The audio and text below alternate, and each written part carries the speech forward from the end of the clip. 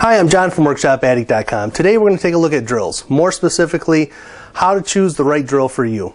I've come to find out over the last 3 years, I've looked at a lot of different drills, get to play with them, work with them, see what I like, don't like. But one thing I know is there's no one perfect drill.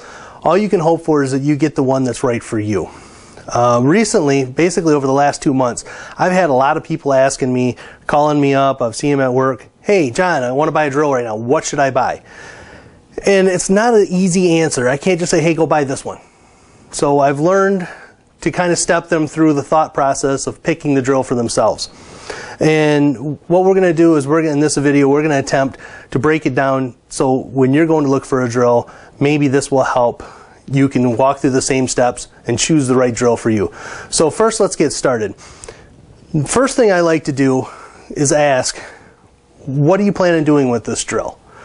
Are you a homeowner that just occasionally uses a drill every once in a while? Are you kind of an advanced DIYer?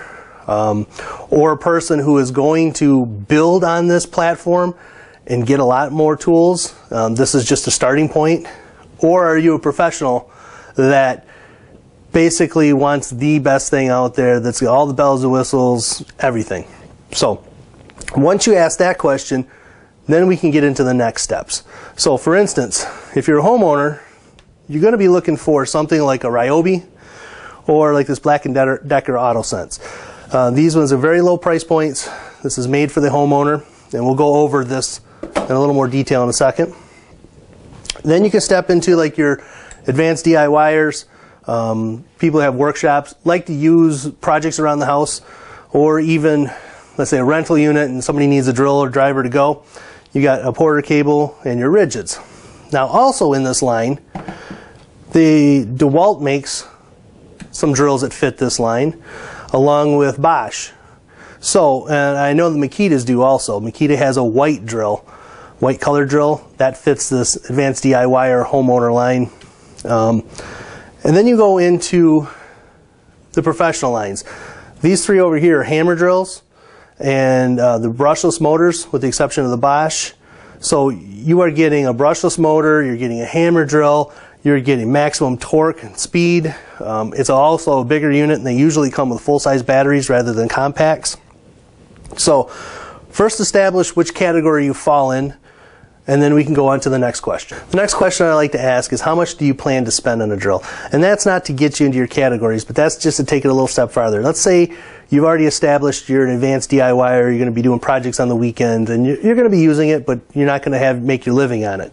So you're right here in this middle class. Now, let's say you want to spend, hey, I'm going to spend up to $200. Well, actually, you could start moving up into the pro end for $200. But for $200, you could couple, let's say, this rigid drill, put it in a kit, and get the rigid impact driver as well. Now, if you've never used an impact driver, these things are great. Great for driving screws, lag bolts, and it's just a super, super handy tool. So if you could get yourself basically a drill driver impact kit with 2 batteries and charger for $200 versus going and buying yourself a pro end line tool, which you don't really need, but you can still be into it for $200, you know, I'd like to direct them toward getting the value, the bigger bang for your buck. Now, most of these lines come with basically a sister, brother impact driver, like the Ryobi, you can do it, the rigid, Porter cable. I don't believe this Black & Decker AutoSense has any impact driver in its little kit series. But for the most part, even the top end ones, you can get, let's say for like this Milwaukee hammer drill, you can get the Milwaukee 3-speed impact driver. Now, 3 speed's excellent. I mean, it really extends the usefulness of this tool. The third question I like to ask is, are you already into a battery platform? Is there one that you are already committed to? Let's say if you've got the rigid 18-volt reciprocating saw or something like that, or you have a few batteries, or some of the older batteries that are backward compatible, you know, it might be a nice idea to stay in that same battery platform instead of having 2 different batteries to deal with, and this way you have more. Also, let's say you haven't committed to a battery line yet, and you're brand new all of this, and you're looking to buy one. Ask yourself what battery line would you like to be in. Do you want to be in an 18 volt? Do you want to be in a 12 volt line? For instance, these 12 volts are not going to be as heavy duty as these hammer drills, and it's for a whole nother purpose. This might be an HVAC guy, or let's say someone who's not real strong or real confident with a drill. Super light, really easy to move around, not as much intimidating power. Like this pocket drill, this is so tiny you can take this anywhere with you and hardly ever notice you got it. Again, on the homeowner line, Black & Decker AutoSense is a compact version. Also, what does that battery line have to offer you? Now, is there, let's say you commit to a Ryobi line, and they have quite a few tools that will fit this battery. And take a look at the tools. Is that something you might be interested in the future and building off of?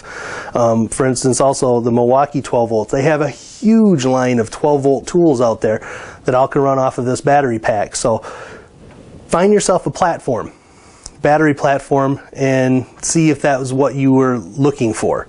That's a very, very important question to be asked. Lastly, go out and see if you can pick up the tool and check it out. Some of these tools fit better in your hands than others. Some of them are lighter than others.